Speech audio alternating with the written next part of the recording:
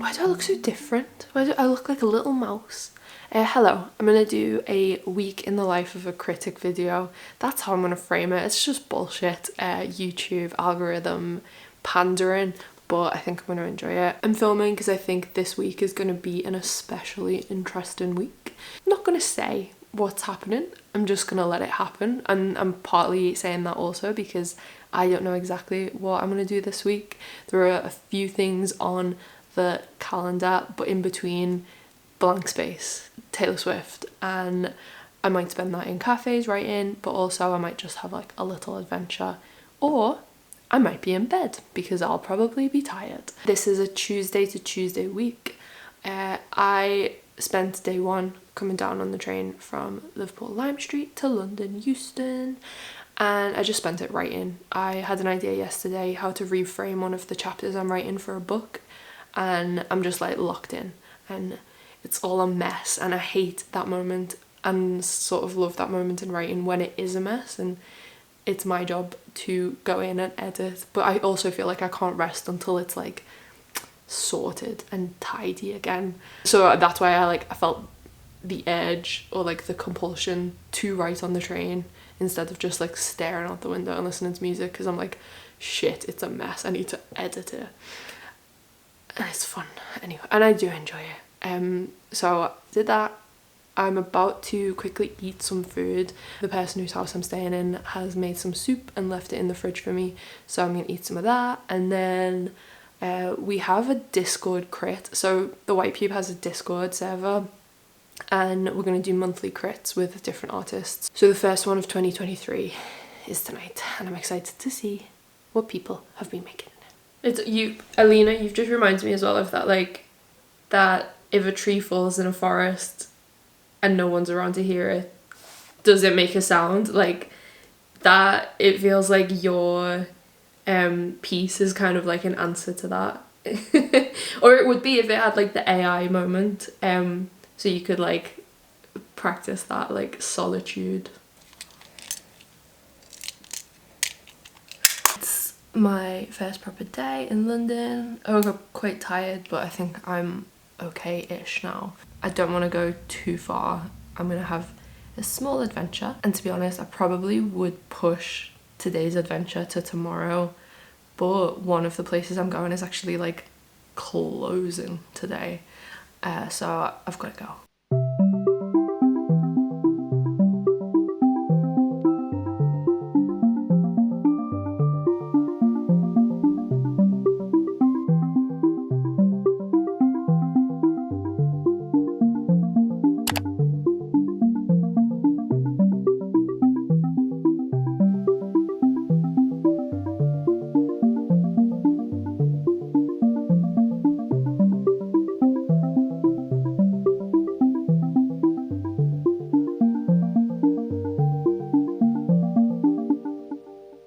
Hello, it's me from the future with a sick voice for the voiceover. I decided to go to Bethnal Green in the end, and then just when I was there was only aiming to go to Maureen Paley, but did that thing where like I opened Google Maps and just typed in galleries near me, which is my favorite thing to do for like anything. Cafes and galleries, they're like the only two things I would Google.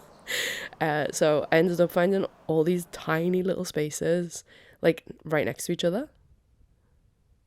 Sorry, is this open? Not yet. Okay. I mean... And then these people let me in anyway, so that was nice. The shows were small, interesting, very quiet. We get a lot of messages from our readers about how to have the confidence to go into galleries.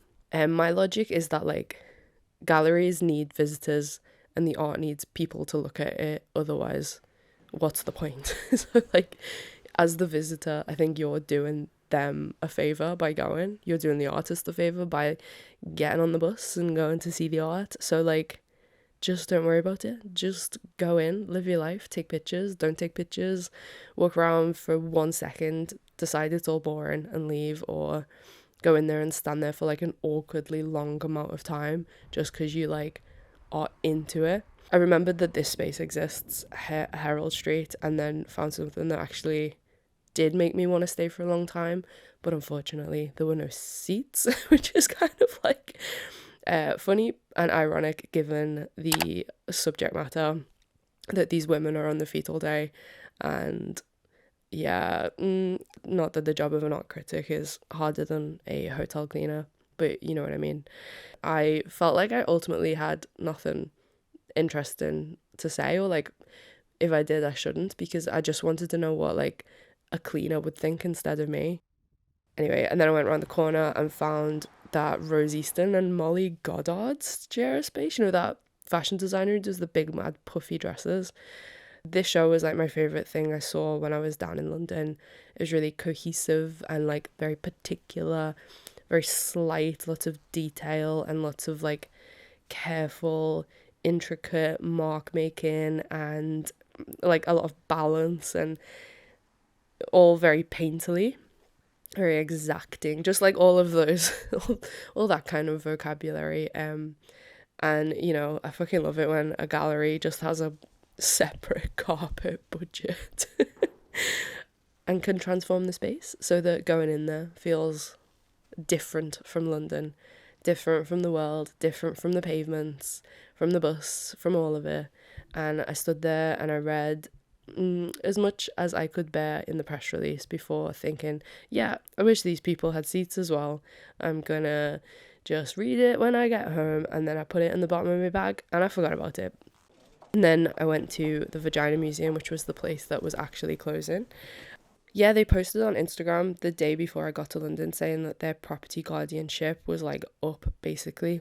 It's a way that a lot of art and creative and museum spaces survive in London, and it's good for as long as it lasts, essentially, and now they need to find somewhere else.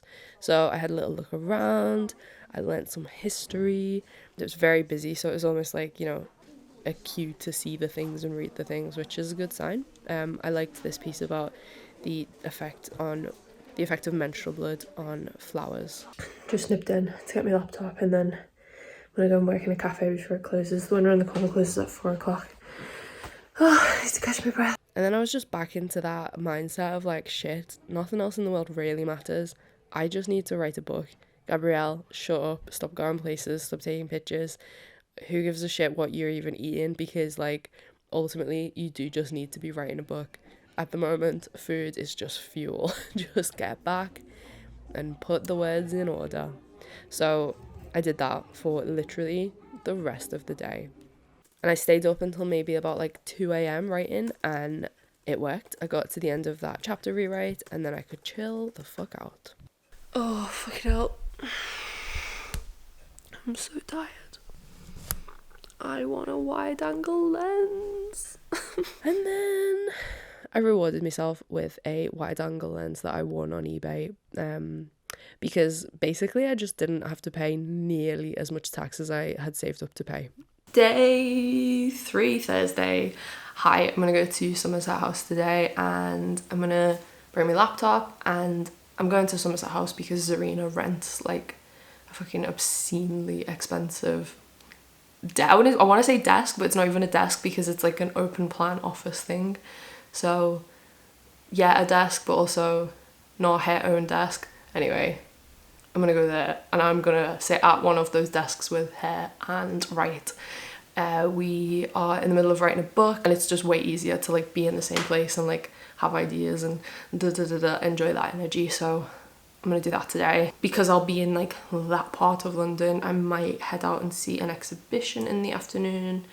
There's an exhibition on by a guy who I don't trust.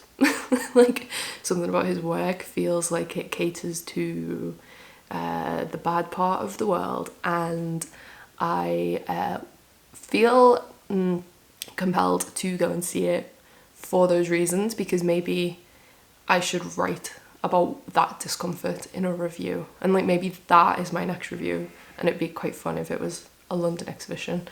So if I've got the energy, for his sake, let's hope that I don't. I'll just bring laptops and shit with me and I'll see what happens. Let's go. To finish that earlier thought, it can be really hard to find stuff that I actually want to write about. Well, not want to, but can, like stuff I can write about. And all those shows I went to yesterday, like it was fun to go to them to see what I can see, but I've got nothing to offer, like no words. Whereas the exhibition that I'm thinking about going to see, I already have things to say and I've not been. So that feels like a sign that I should follow. It's almost like a good sign, like if I've got a bee in my bonnet, then going to the show and writing about it can get the bee out. And also, like, this is the good and bad thing about the white pube, because we get to decide what we write about. Like, there's no editor saying you have to go to that show that you went to yesterday and you have to write a 2,000 word review about it. Like, I just would so deeply struggle. And at the same time, sometimes I struggle anyway, because when there's the whole world to write about, like, how do you narrow it down? I really don't know sometimes. Like, I really don't know.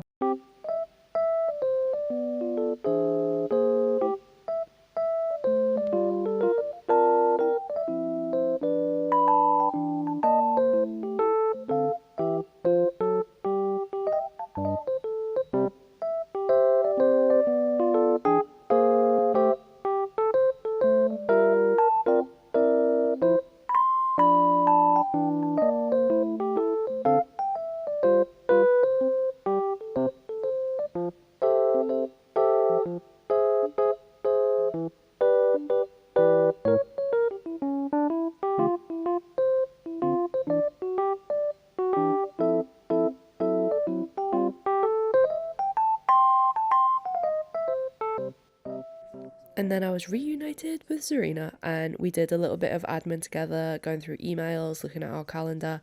But then we just started chatting about the book, which is what we are most excited about. And we had one of those ideas together that like we can only have in person. And it was an idea that made us both laugh so much that that's what I did. I just like got started on the next chapter and just tried to put that like funniness into it. I don't know why I'm obsessed with trying to make this book so funny, but I am. And then I at some point went to the toilet and took one of the pictures that Zarina posts on Instagram all the time. Not taking the piss out of Zarina, but like sort of. And then I was like, do you know what? I like this picture.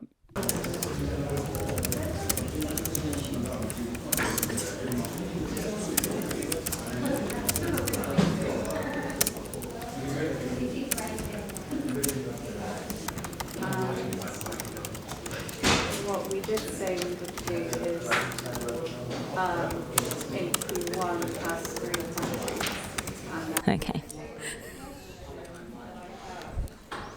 This is too close up. This is too close up. This is what Gabrielle's filming me. And I'm guessing you could do the same for Germany. Okay, Big Brother is requesting my presence. I'm feeling very unsettled at the moment. I don't know what it is. I'm hungry all the time. I feel like I keep getting a terrible night's sleep, like I'm just not entering that REM cycle. And then I'm really afraid to say that the rest of the audio is like actually hurting my ears to listen to with headphones on, because Zarina is way too close to the mic. But if anyone wants the unedited 6-minute clip, just hit me up and I'll give you the bootleg. But it was very funny. It was just painful. Sorry. I don't know what this is about, but I'm not ready to be a mother.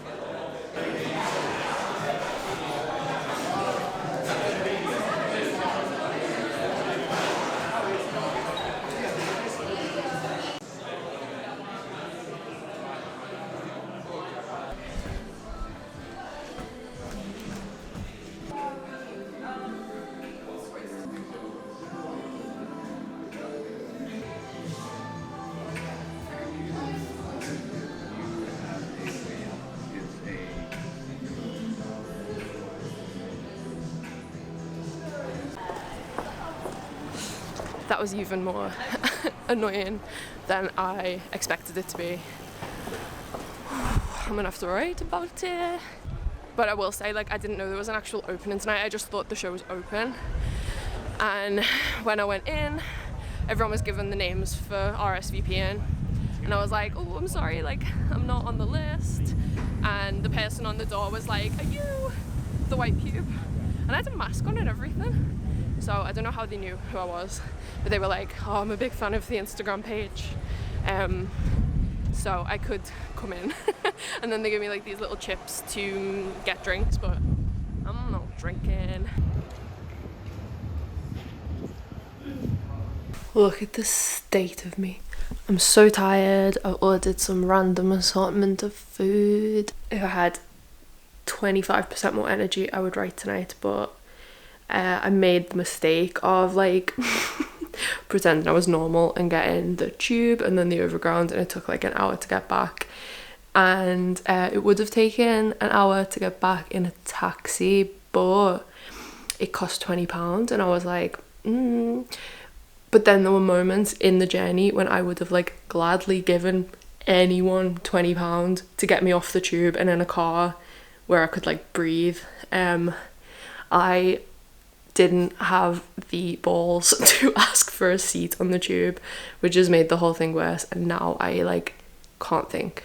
I've made probably the way I feel tomorrow worse by doing that. It's just stupid, and part of me thinks like I just need to get over the paying the money to get the taxi thing because my health suffers otherwise. But I don't think it's like getting over the money. I think it's more like I need to value my health more, even though I don't want to. Like, I know, not that that sounds bad, but like I don't want to have to. Someone should pay me to, so the government should give me that money because it was the government's fault I got sick. Conspiracy theory. Friday. I am running late by going to do a photo shoot. I'm being sensible and I've ordered a taxi. My aim today is to stay in the red or orange if possible. Please, Gabrielle, be sensible. Zarina said that we got a weird email today from a big name that wants to talk about us working with another big name, but we need to sign an NDA before they'll tell us what the job is. Not that we're locking ourselves into it, but they just won't even say. And we can't say either.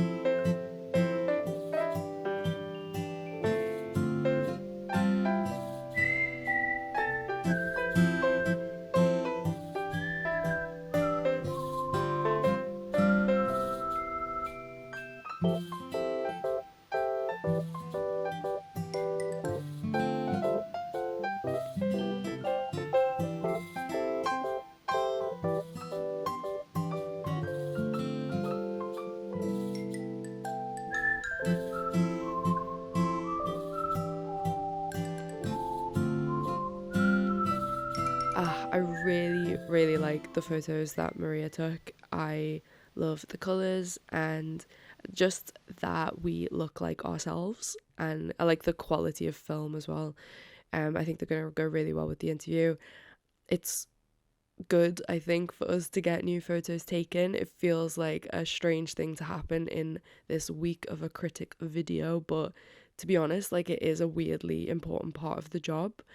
We haven't had a photo shoot done since February 2020, I think, and those photos were great at the time and they served their job well, but like, we're both different people now. I've really avoided looking at pictures and especially videos of me before I got COVID and long COVID and POTS, and I don't know if that's a crazy thing or if it's like very understandable for people who don't know anything about disability, but for me it's more like I want to get used to the person I am now than reflect on like who I was. And there was a comment someone made to me recently, like I hadn't seen them in about 4 years, I think, and we met each other recently, and the first thing they said to me was like, oh God, you used to have so much energy in your face, and now ...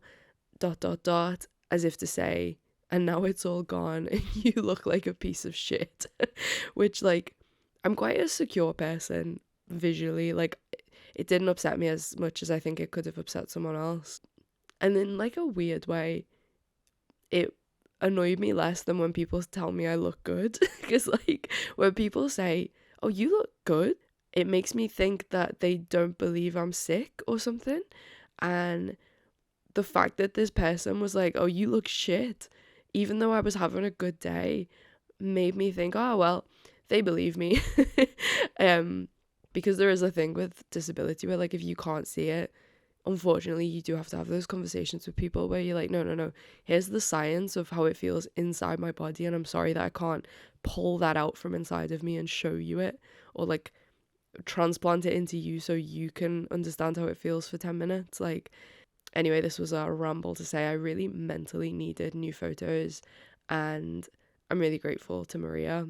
It was also really nice to do it amongst an exhibition of art that was so interesting. It was on the 4th floor of Set, which is an old office building full of studios in Woolwich. It was also really nice to be back in Woolwich because back in the day I ran something called the North Woolwich Art Festival, and yeah, I know the area quite well. Filming me chewing my finger. Look, I've got a bit of loose skin. Oh, it's just like loose. A wet, out of focus finger. Dry now. Zarina's gone out for a smoke, so I thought I would just check our emails, and there is one from like a publication who have asked if we would be interested in writing about motorcycles, like completely seriously. And actually I was like, do you know what, I could write about the bike from Death Stranding. Like, maybe I should just...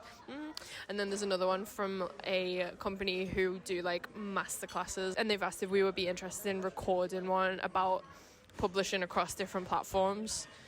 And my job is so weird.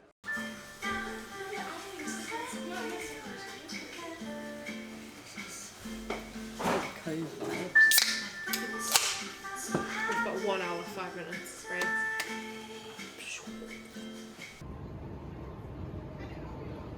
Yeah, this isn't too busy. It's fine. I should come to London all the time for my ego. Just got recognised again. Do you like today's Overwatch t-shirt? I'm really enjoying this whole week in London. That thing has happened where, like, I'm a critic who works on the internet, and things go out there and I can see the numbers of the amount of people who read things, the amount of people who watch and listen to reviews and fucking random video diaries, but it doesn't feel real. Like, I kind of think that's a bit cheesy, and I should of course think that all these people are real, because how else would the numbers go up? I'm going to the house of a friend with long COVID and POTS actually, and we are meeting up with all the people in our long COVID WhatsApp chat. It's a WhatsApp chat that has taught me how to be a sick person and how to be a sick person with sick friends, and these are all very special people who I met on the internet when I was at my worst physically and mentally, and we've never all been in the same room, and I'm just like ready for that feeling. And then I'm gonna maybe try and find somewhere to do some work. I was so fucking close to finishing a chapter rewrite last night, and it was just getting later and later, and I was like, I really need to wind down because tomorrow I need to wake up early, so I need to try and like adjust my sleep schedule today. And I really wanted that like Friday night sense of completion that, you know, all the cool people do on Friday nights. Is finish freaking writing novels, finish writing chapters for their novel. And then in the evening I suggested that we go for dinner, me, Zarina, a friend Gino who's coming to the Apex event tomorrow, and then a friend Reese who is like one of my favourite artists in the world, but is also someone who I have been through it with. Just need to see him in real life, and I get to do that tonight, and I'm really excited.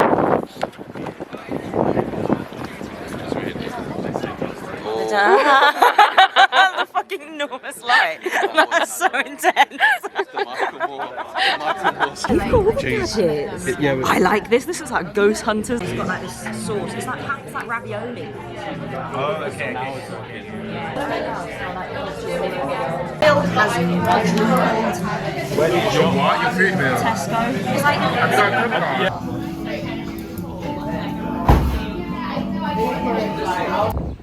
I've decided I want everyone to win. I saw someone getting interviewed and I don't know who it was, but now I'm just like, let's go everyone, good luck. Nice to meet you. What is the format of today's game? There are 20 teams and they receive points for both their placement in each game and the amount of kills they get. You can't win until you get to the 50-point threshold, and then you have to win the very next game, which makes for a more exciting end. It also means that it could go on for like an infinite amount of time if nobody passes that threshold and then wins. So I might miss my train back if it goes on for over 9 hours. Halima, who do you want to win? I would really like Alliance to win. I think they've played really well so far, and there's a Londoner on the team, and I'm very London biased. True. So yeah, I hope Alliance wins. You're also Yuki biased. Yeah, I'm very Yuki biased, I'm not gonna lie. On horizon, maybe to really cause some carnage. How it's going to go up to the skies from the gravitational lift or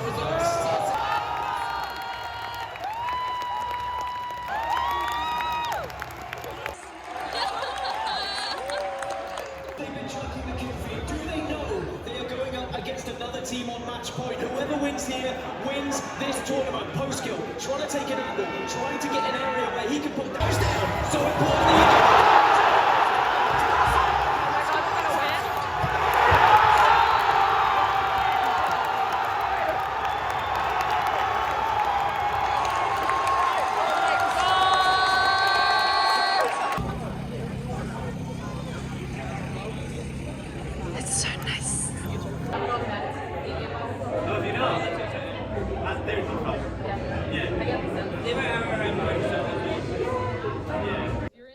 Man, I was so tired on that final Monday. I think I got out of bed at like 5 p.m. and I don't regret it. I think even though that Sunday probably didn't look like work necessarily, it's definitely come from work. Like, the pandemic kind of edged me towards being a game critic, and I wrote like an Apex review last year that I'm still thinking about to this day. And like, being a critic has taught me that I should try and do as many new things as possible. Like, going to an esports event, as stupid as it sounds, definitely feels like one of them, because the more newness I experience, the bigger my frame of reference becomes, the more positions I can bear witness to, and also I think it makes the writing better. Like, it just makes it richer, makes it more complex, and yeah, it felt like work.